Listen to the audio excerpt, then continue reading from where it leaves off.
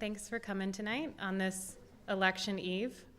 My stomach is in butterflies right now for tomorrow, so that's all I'll say about that. You all know our speaker for tonight. He lectured right here in deSalle about a month ago, focusing on the politics of the circulation of art and visual culture within some specific urban sites in Krakow and Williamsburg. For those of you hearing from him for the first time tonight, let me introduce him. Alpesh Patel is an assistant professor in contemporary art and theory and director of the MFA program in the visual arts at Florida International University in Miami. His art criticism, curating, and art historical scholarship reflects his queer, anti-racist, and transnational approach to contemporary art. This is a very abbreviated bio, but Patel has been a frequent contributor to Hyperallergic, Art Forum, Art in America, and Frieze.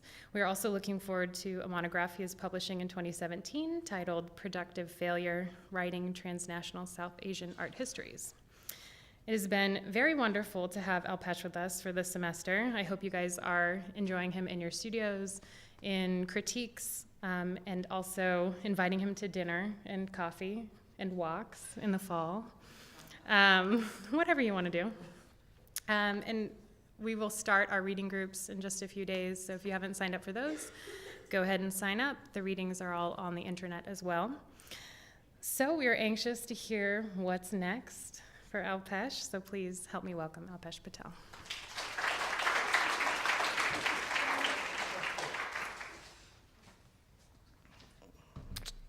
All right. Well, no one's invited me for a walk so far, so I'm open for that. All right. Well, good evening, everyone. I'm going to begin by just describing what the overarching themes with which my two lecture series is concerned. So the first major theme is to underscore that artistic practice not only is theory, but also generates more traditional theory or more abstract or language-based theory, which I'll give some examples of today, I hope. The second major theme is exploring how visual culture, very broadly defined, is produced and consumed in the world.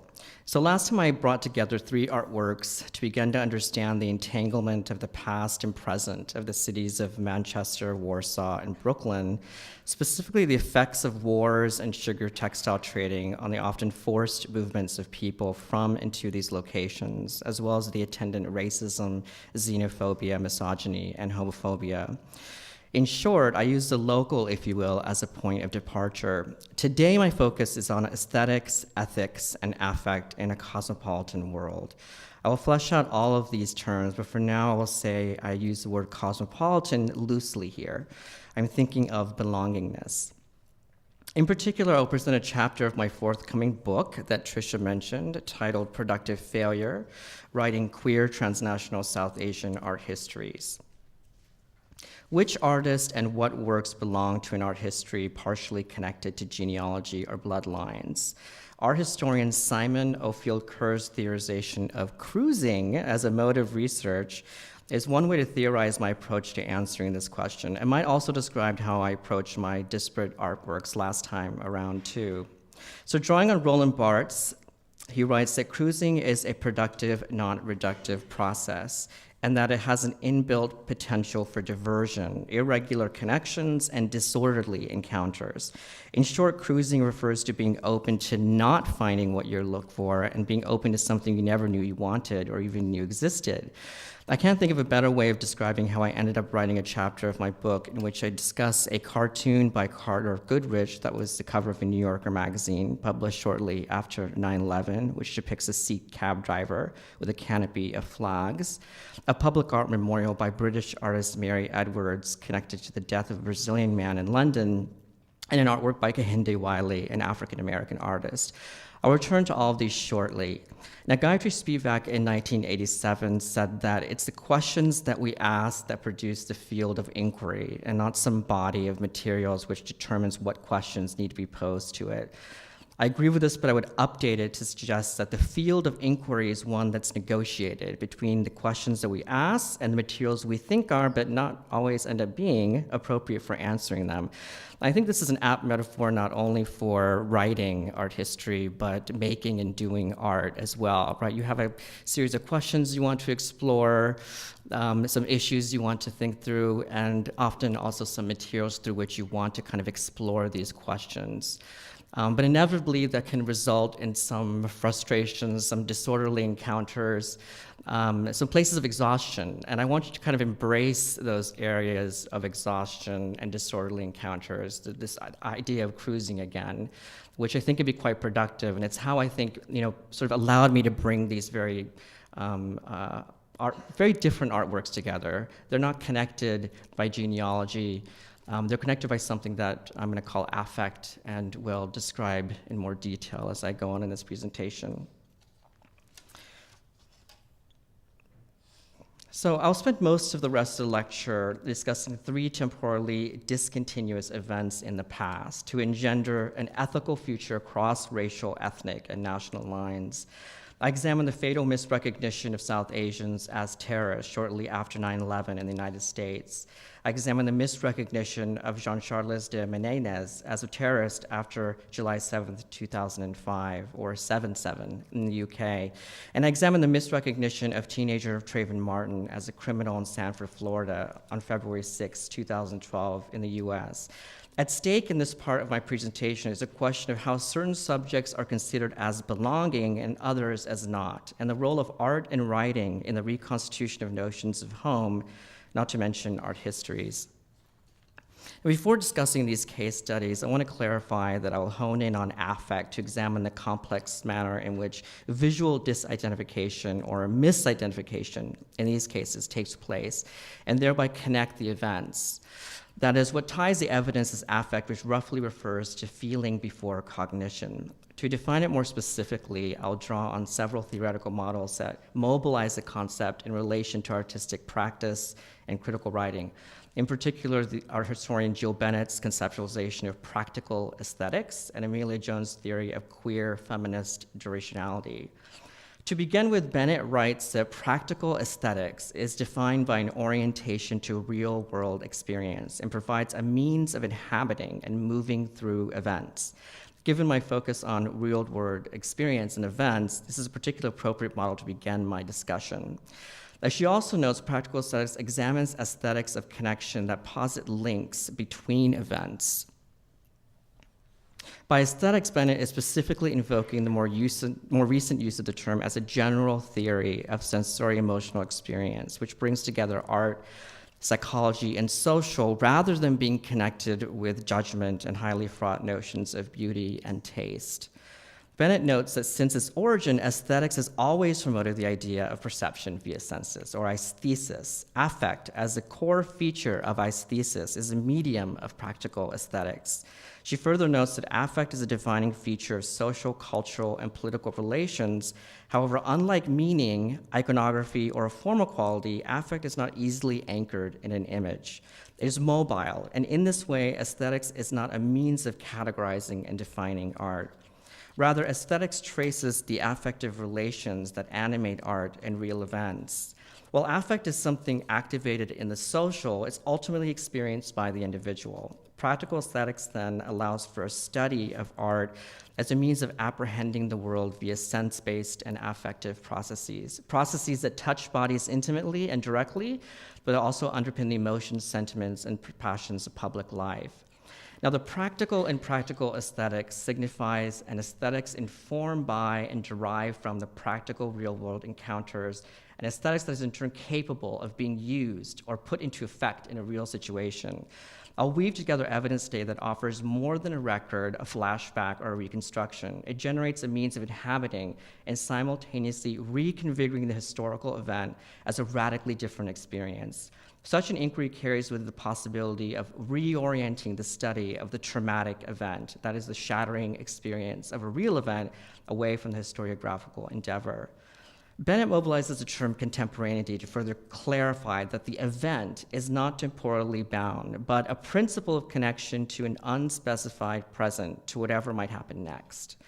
To explain this point, she writes that 9/11 cannot be reduced to a singular catastrophe.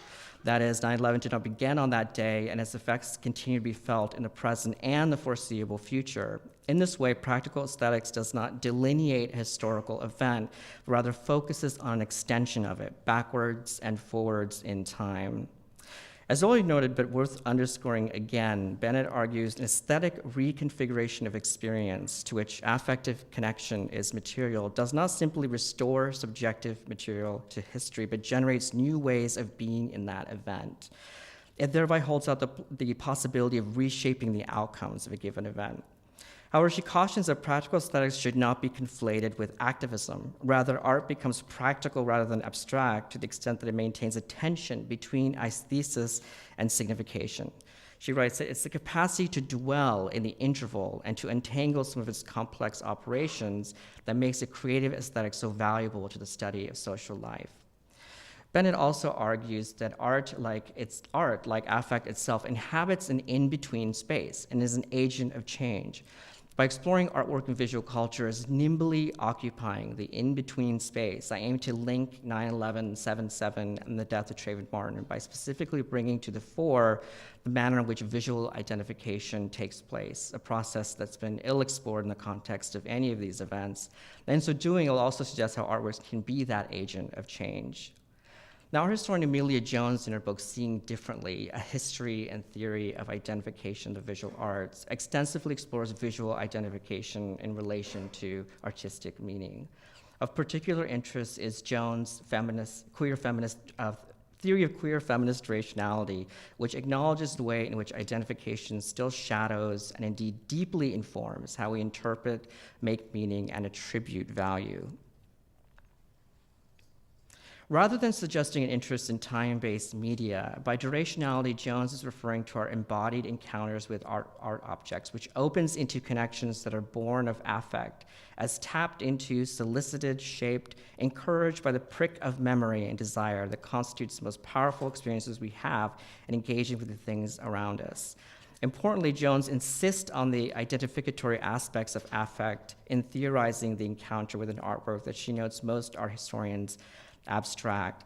And just to kind of give you some more texture to that, she's noting that a number of our historians that write about affect are drawing on Deleuzian theories of the rhizome. Without going too much into what the rhizome is, Jones argues that that whole development, that whole theory of the rhizome by Deleuze, is based on a number of post-World War II movements that deal with decolonization, that deal with civil rights. So it deals with identity. And she argues that to not kind of think about identity in connection to affect is to sort of dishonor that particular aspect of it. So she wants to de-abstract affect and bring in identification.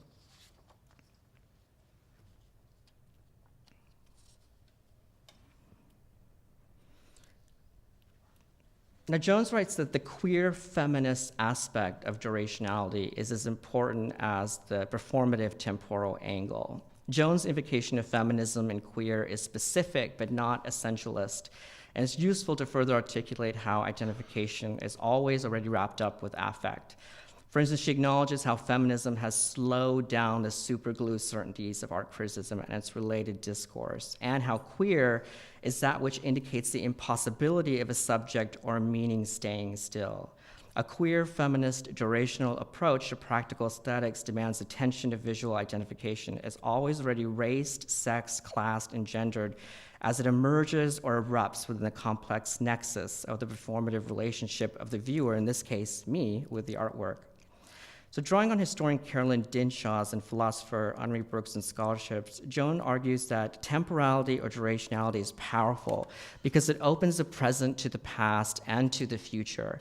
Jones writes that this is where ethics lie, of course, nudging us to attend to past histories in order to avoid future exploitation, pain, and iniquity. She actually cites some of my research in her book relating to 9/11 and 7/7. I'm going to represent this research in this lecture today through her theory of queer feminist rationality. in particular by exploring my own personal connection to these events, especially 9/11, with an eye towards a more ethical future. So the rest of this presentation will be pivoted around 3 different events that I will discuss. And again, through Bennett's understanding of an event, this is not sort of a recounting of a particular event, but one that could result in a reimagined future, as you might say. So event 1, 9/11 Towards Multiple Futures. I begin by considering a cartoon by Carter Goodrich that appeared on the cover of The New Yorker. Published roughly 2 months after 9/11, it explores the plight of taxi drivers after the attacks. The cartoon depicts a turbaned cab driver cowering in the seat of his yellow cab. A canopy of various sizes of American flags is mounted on the rooftop, and the cab is also covered with American flag stickers and a God Bless America sticker.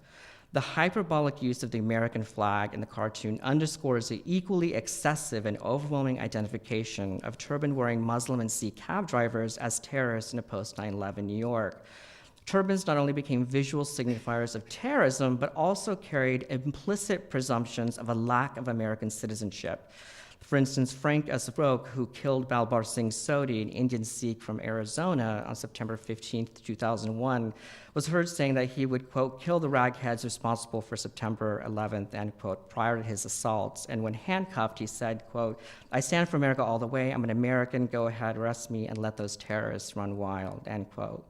Now, given that the terrorist attacks of 9/11 were ascribed to Middle Eastern, Islamic, or Muslim radicals, American legal scholar Letty Volpe surmises that those who appear Middle Eastern or Muslim-looking, she mentions Latinos and African Americans, for instance, particularly became a new identity categories in terms of United States citizenship. Although the American flag became increasingly visible as a marker of patriotism after 9/11, the cartoon indicates that for some subjects, displaying the flag became a necessity to prevent any potential misidentification as not only a terrorist, but as not American. I just want to underscore again that this is not about sort of opticality, that's seeing and identifying somebody as a terrorist, but it's also about that visuality being intertwined with lots of other kinds of identifications, right? This idea of being able to see whether someone's a citizen or not. This is part of the equation that we're talking about here. And I'm going to extend this to also say we're talking about seeing faith as well. For instance, Sikh men do not cut their hair, including facial hair, and are required to wear turbans as an expression of their religion. Volpe notes that the long beards and turbans of Sikh men were often conflated with Osama bin Laden, whose image with a beard and Afghani-style turban was heavily circulated online on television screens and in print after the US terror attacks. As a result, Sikhs were the most vulnerable to being visually misidentified as connected to the 9/11 attacks, despite the fact that Sikhs and Muslims have separate doctrinal views, different geographical homelands, different native languages, and distinct turban styles. The cab driver of the New Yorker cover is most likely Sikh rather than Muslim, as signaled by his turban, his dress, and what appears to be a beard. Yet he's clearly anticipating being visually identified as a Muslim. So this is about seeing faith, seeing citizenship, and seeing terrorism all together. Now, interestingly, the United States Department of Justice attempted to prevent the misidentification of Sikhs as Muslims by disseminating an educational poster among airport security staff in 2004 to educate them about Sikh head coverings. Yet the poster obscured the larger problem, right, of misrecognition of a much broader group of Middle Eastern or Muslim-looking men as terrorists that Volpe signals, and implicitly created a more appropriate object of post-9/11 animus. In the same way, the fact that many Sikhs began to cut their hair and forego wearing turbans altogether, though completely understandable, only seemed to reinforce the notion that turban wearers more closely approximate the look of a terrorist. This cartoon invariably takes me back to my own experience living in New York City during the terror attacks of 9/11. At the time, there had been reports of violence against South Asians who apparently looked like terrorists. In particular, there were 3 South Asians who were visually perceived to be Arab and killed in the US within days of 9/11, a Pakistani from near Dallas, Texas, and an Indian Sikh from Mesa, Arizona, both on September 15th of 2001, and a Gujarati Hindu from Mesquite, Texas, on October 4th of 2001. Balbar Singh Sodhi, the Indian Sikh from Arizona, was landscaping the front of the gas station he owned when Roque fatally shot him in the back 3 times. Within a 30-minute period after shooting Singh, Roque also fired at Lebanese-American gas station clerks and into the home that he previously owned that was occupied by an Afghani couple. Not surprisingly, for several weeks after 9/11, I really did not feel safe leaving my apartment alone, so I started waking up a little earlier so I could head into the city from Brooklyn with my roommate. I felt safe not only being with a good friend, but also one who was not brown. To explain, my skin color was highly charged, capable of producing a strong affective reaction of repulsion, fear, or contempt on sight in a viewing subject. White skin, on the other hand, would produce no affect at all. By merely being proximal to someone with white skin, I was hoping it would vitiate the affectivity of my brownness. And to be clear, none of this was really conscious. This is sort of like, a reflection after the fact, I would say. Approximately 3 weeks after 9/11, I finally did emerge alone to go meet friends of mine. It was a victory for me to be able to go out like I'd always done before 9/11. At the time, I worked in a film company, and I would often go to the movie theater alone to watch movies. In New York City, going solo to a movie theater is not really much of a big deal. That evening, after having dinner with friends, I decided to go to a theater on Broadway and 14th Street, a well-trafficked intersection near Union Square, which is a major hub of different subway lines, and at the time, a site of makeshift memorials, too.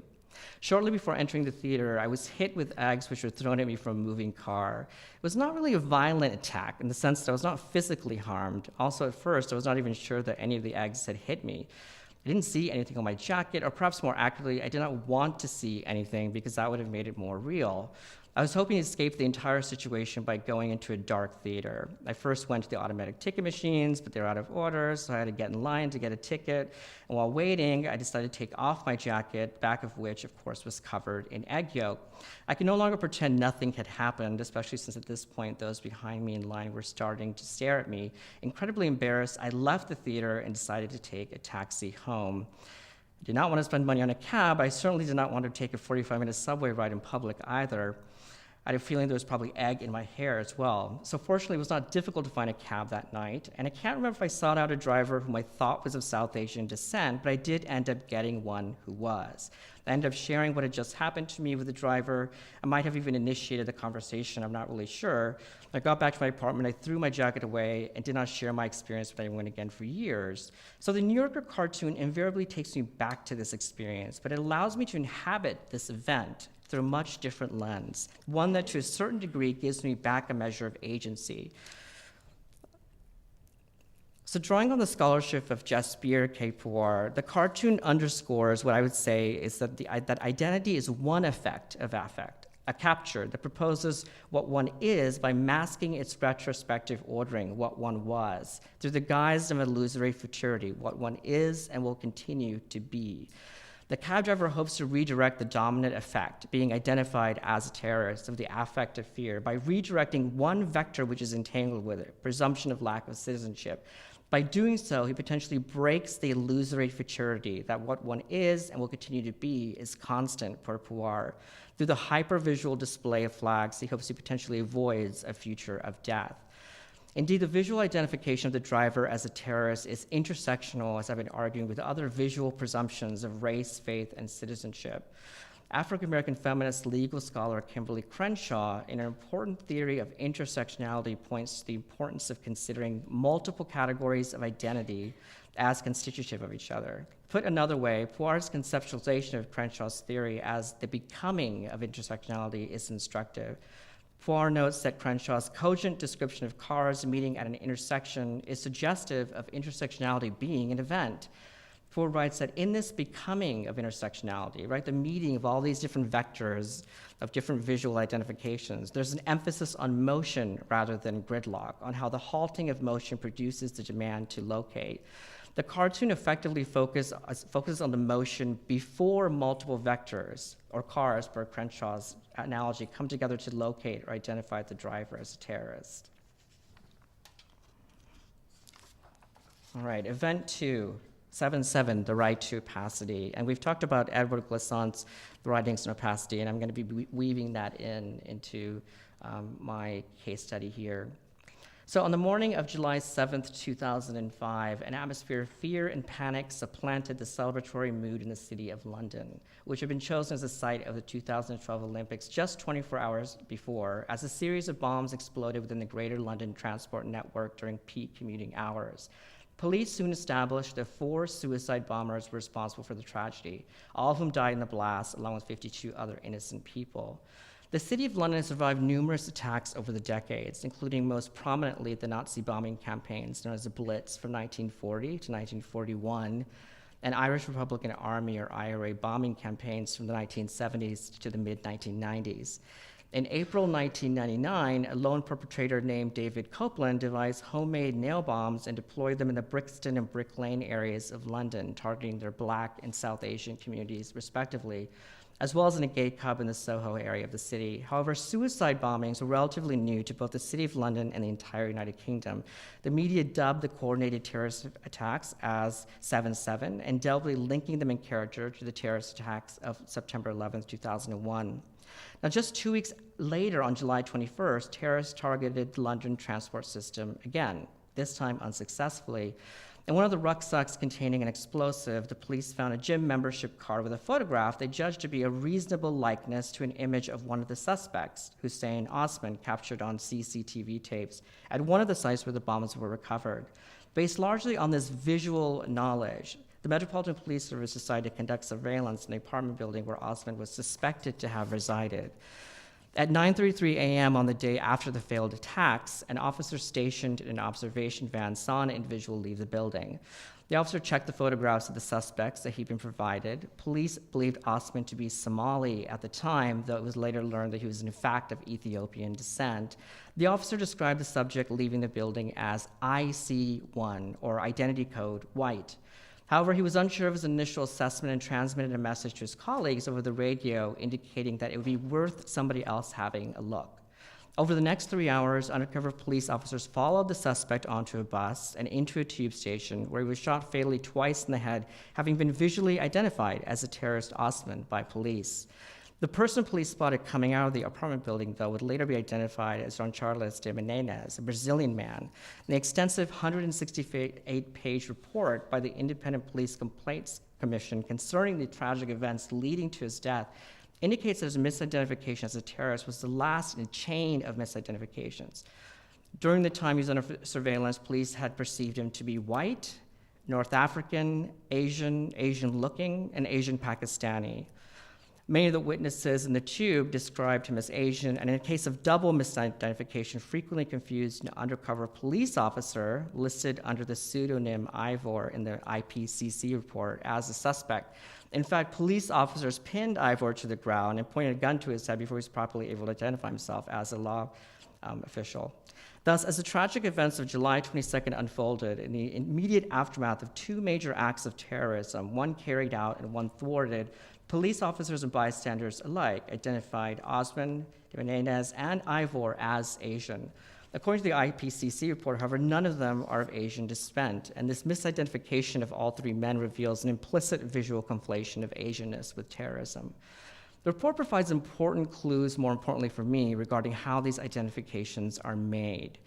For instance, one of the officers identified as Harry in the report indicated that Menezes was looking over his shoulder and acting in a wary manner. He appeared nervous. Officer Harry read Menezes through what French philosopher Maurice Merleau-Ponty would refer to as a corporal or postural schema, a default position the body assumes in various commonly experienced circumstances that can be habitual. So Menezes' postural schema could be described as habitually associated with suspicious behavior, in accordance with the officer's observation that he was acting in a wary manner and appeared nervous. This effectively rendered invisible his identity as a Brazilian. Merleau-Ponty has theorized the inseparability of the body, the world, and mind. He writes that insofar as when I reflect on the essence of subjectivity, I found it bound up with that of the body and that of the world. This is because my existence as subjectivity, when taken concretely, is inseparable from this body and this world. His indication of my existence as subjectivity as bound up with that of the body and that of the world is in direct opposition to the philosophical separation of the mind and body advocated most prominently by René Descartes. I wrote that the mind by which I am, what I am, is wholly distinct from the body. Merleau-Ponty further notes that seeing involves both the viewing and the viewed subject, so importantly, both the seen and the seer. And he describes this coiling over of the visible upon the visible as intercorporeity, rendering oppositional terms such as subject and object as meaningless because they're yoked together. Moreover, he refers to the site of reciprocal interpenetration between and within embodied subjects as the chiasmus. The various identifications ascribed to Menendez, as well as that of the terror suspect Hussein Osman, can be described as a chiasmic intertwining of Menendez with each police officer's own psychic desires, fantasies, and projections. Consequently, each officer's gut, right, or affective identification reflects this complex intermeshing of synesthetic or multisensory visuality with psychic processes. So it wasn't just about sort of looking, right, like the terrorist Osman. It was also about kind of reading bodies as well, and how it was important to kind of think about how those bodies were situated in particular sites as well. In fact, location or site is central, right, to how Menendez was identified. Remember that they went to a particular apartment building that they thought that Osman came out of. So when we think of, again, the identification of him as a terrorist, it really is a complex one where we have to consider the reading of bodies. We also have to consider the sites and locations in which he was sighted. My body being read here in this room is clearly going to be different than if it's read on a dark street on another place in the city, for instance, right? Location is very important.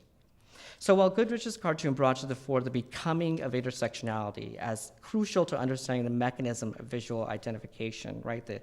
All these vectors of different identifications of seeing faith, seeing terrorism, seeing race coming together, the IPCC report illustrates in sobering detail how central location or site, as well as the affective readings of bodies, are to this process. The permanent public memorial for Menendez at the Stockport station in South London, where he was killed, provides another important way of reconsidering his tragic event. Created by artist Mary Edwards in 2010, the colorful mosaic includes an image of Menendez surrounded by representations of flowers, which replace the actual ones that overflowed from the site following his death.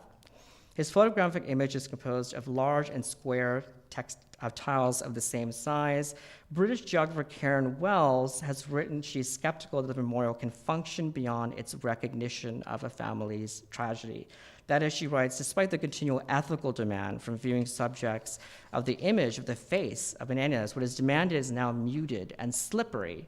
At the same time, Wells writes that for all its foreclosure of political claims, the memorial may still be taken as simply a statement of presence, a refusal of erasure. Wells' reading of the memorial is very compelling, but I question whether the work should be seen only through the lens of instrumentality, the demand for justice, visibility, and presence. To explain, when my colleague and friend took pictures of the memorial for my book, he was having trouble getting a clear photograph of the memorials, and in particular Menendez's face. He first thought this was due to the lighting. It was a cloudy day when he decided to take the photographs, or that perhaps the angle of his shot needed to be adjusted. Eventually, he realized that the image itself is not entirely distinct. I wasn't able to find out if the artist or even the family had intended for the image's slight, very slight cloudiness, I should say. Whether intentional or not, I find this fascinating for two reasons. At first glance, the square tiles of which his photograph is composed seem to locate him on a grid, not to mention fragment him. However, the blurriness, even though slight, as I argue, of the photograph, allows him to sort of transcend this locationary power of the grid, and underscores that he was denied what Martinican philosopher Edward Glissant would characterize as his right to opacity. Glissant's opacity is a concept he deploys to defend the right of the post-colonial subject not to be appropriated by discourses of power that originate elsewhere. He writes that opacity is the most perennial guarantee of participation and confluence. He further notes that opacity is not the opaque or the obscure, though it is possible to be so and be accepted as such. Instead, he provocatively writes that the right to opacity would be the real foundation of freedoms. And here he's referring to a non-hierarchical society in which equality is connected to respect of the other as different.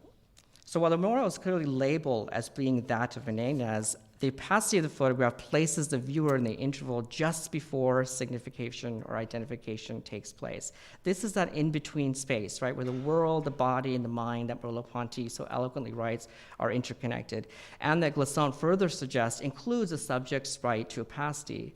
Through Glissant's lens, it would be argued that the dominant West conflation of visibility and coming out with freedom is reductive, even if well-meaning. Event 3, Trayvon Martin, Fade to White. In early 2012, I learned that a 17-year-old boy by the name of Trayvon Martin, an African-American male, had been fatally shot in the chest as he had been walking home in Sanford, a city in Florida which is located about an hour from where I grew up. Martin actually lived in South Florida with his mother, but had been in Sanford visiting his father. Eventually it became clear that an overzealous community watch guard, George Zimmerman, followed Martin against police orders and murdered him for looking like a criminal. The scholarship of Jill Bennett and Amelia Jones in different ways argue that artworks and critical writing can in fact be more than a mute mirror of the world. They may not achieve the goals of traditional activism, but they can initiate micro-activism, I would say. Not the grand sweeping change on a macro level, but at the level of the subject. To explore this notion of micro-activism and to expand on my discussion of opacity, I consider Adrienne Margaret Smith Piper's Imagine Trayvon Martin from 2013. Piper moved to Berlin in 2008 when she discovered her name on a U.S. suspicious travelers list. She constructed this work after the acquittal of George Zimmerman, whom she describes as a Euro-ethnic vigilante neighbor. She connects Martin's death to a number of deaths of unarmed African-American males as follows. Trayvon Martin was not the first or only victim of police state-sponsored violence against unarmed African Americans. Several more recent cases have received the attention of the international press. Others, both before and since, have gone unnoticed or have been forgotten. But Trayvon Martin's shooting death was a wake-up call for many of those Euro-ethnic Americans for whom Barack Obama's presidency was supposedly conclusive proof that American racism was a thing of the past. Now, Piper's work is washed in white. The Piper does not consider this a color. In this way, there's an absence of color, as hue and as flesh.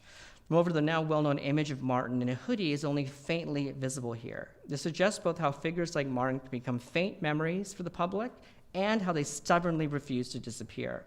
More strikingly, the work seems to turn the portrait, if you will, onto the viewer. That is, by seeing almost nothing, the viewer becomes acutely aware of himself or herself looking. Once this happens, the possibility of the viewer to imagine what it was like to be me or Trayvon Martin, as Piper writes in the bottom of the target in blue text, becomes more likely. Martin becomes a subject rather than an object. Images of Martin in a hoodie circulated through the internet, print journalism, and television with a speed that drains Martin's agency as a subject. Piper's work returns his right, but to opacity. Given that Martin is barely visible, Piper's work, I would say, even has stronger connections to Glissant's concept of opacity than Menena's Memorial does, if we read it as being sort of explicit, this idea of opaqueness. Now, Piper's Martin work is free and available to all to download from her website. And as she writes, as an antidote to further memory loss, I've been distributing this work free of charge and as widely as possible. It's available for free download as a high-resolution PNG file at adrianpiper.com/art/index.shtml. It can be printed out in a variety of sizes and formats. Please take one or many and pass it on. More so than democratizing as an act, which it arguably is, Piper participates in the same circuits through which Martin's image has been circulated. By doing so, though, she counteracts the effects of the hypercirculation. Rather than render the image affectless, the work accrues affective power through its circulation. It's a power consolidated through what I would say is the instantiation of an embodied connection between the viewer and the work and what it does, or more likely what it doesn't really represent.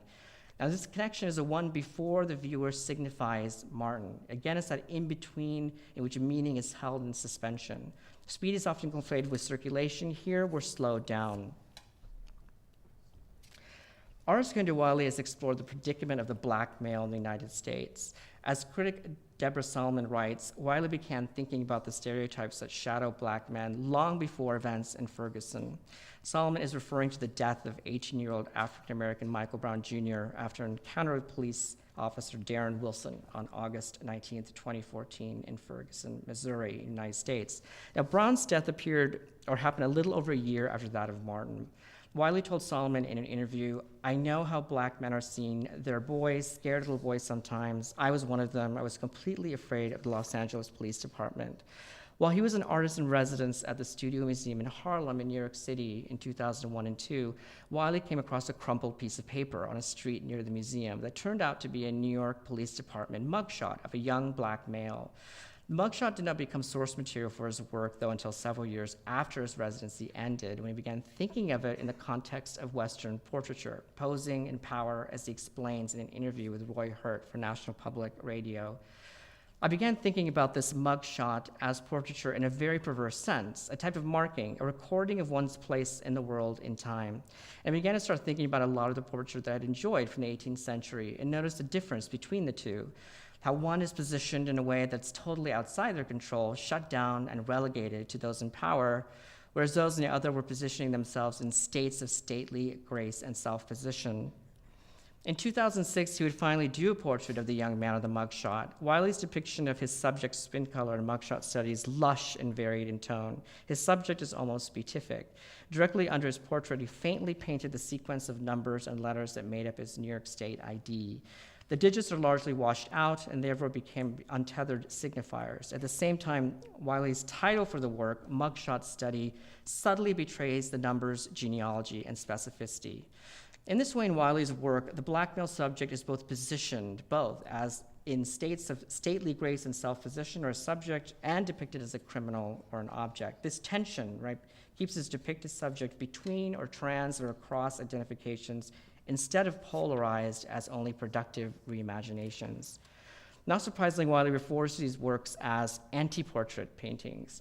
In her thorough review of the criticism of Wiley's work, curator Corinne Choi makes the astute point that his anti-portrait paintings are an ironic cultural criticism by the artist when thought of in relation to the historical depiction of African-American bodies and his reduction of them to stereotypes.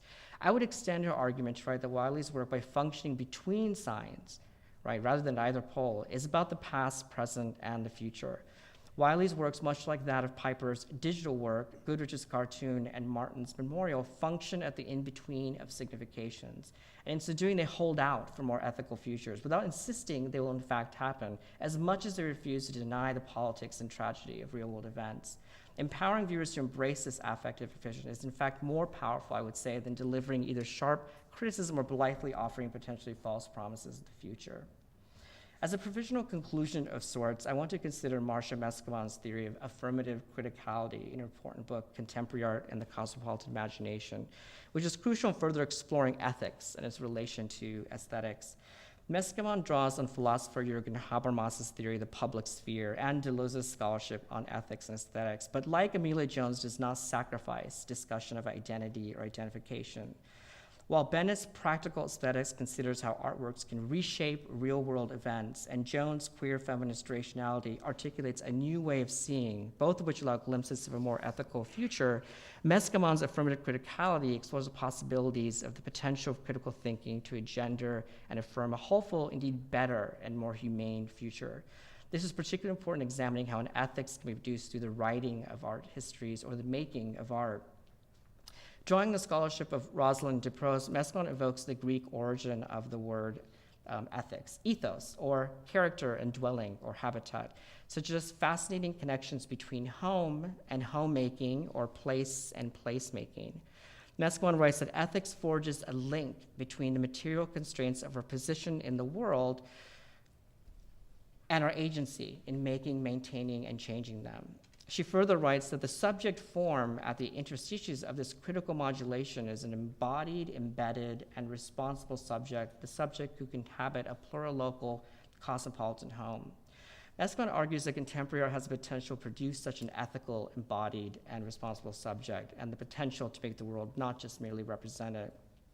In addition, she writes that affirmative criticality as a method of intellectual analysis and engagement suggests that ethics and aesthetics have significant areas of intersection and more strongly mutual constitution. She writes, where the responsibility of the subject meets the subject's responsibility within the world, ethics and aesthetics play in harmony. My hope is that your engagement with my presentation engenders your responsibility as coextensive with your responsibility with the world. Of course, I have no delusions regarding the limits of academic writing or presenting, which has a fairly circumscribed audience. I would argue that the instantiation of what might be called as microethics, ethics at the level of a subject and its potential affective accretion over time, can be powerful in its own regard. And I think this is how art making works, right? Like, art making works on the level of one person viewing it. It works on a micro level and perhaps creates change through that. So I'll just end by saying that the aims in this presentation is to represent horrific events rather than representing them, not only impossible, but also ethically dubious, so as to engender the possibility of inhabiting them differently. In so doing, I draw resonances among them and suggest that these misidentifications are not a Brazilian, Sikh, or Black issue, although it must be noted that larger populations have been disproportionately targeted, though not in equivalent ways, but that they affect all of us who are interested in living in an ethical and just world. Thank you.